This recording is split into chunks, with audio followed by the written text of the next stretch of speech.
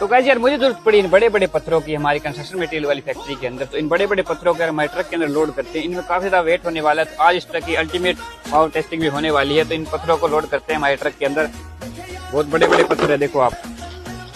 इन पत्थरों का यूज यार बड़ी बड़ी सड़कें बनाने में यूज होता है, तो इनका हम हमारी प्रोजेक्ट के अंदर यूज करेंगे। तो गाइस पत्थरों से ना ट्रक फुल लोड हो चुका है, आधे से ज्यादा इसमें पत्थर आ चुके हैं। ये मैं दूसरा राउंड लगा लूंगा। तो चलते हैं ट्रक को लेके हमारी कंस्ट्रक्शन मटेरियल वाली फैक्ट्री पे। और वजन बहुत ज्यादा हो गया यार, मिट्टी से ज्यादा वजन होता है इन पत्थरों का। तो इन पत्थरों को हमारी लोकेशन पे लेके पहुंच के हमारी कंस्ट्रक्शन मटेरियल वाली फैक्ट्री के ऊपर इसके लिफ्ट के ऊपर चकते हैं और पत्थरों को अनलोड कर देते हैं। और इतने भारी भरकम पत्थर हो गए, आराम से लिफ्ट में चक दिए देखो। तो ट्रक हमारा पूरा खाली हो चुका है, सारे पत्थरों को यहाँ पे अनलोड कर दिया हमने। तो मिलते हैं नेक्स्ट वीडियो में।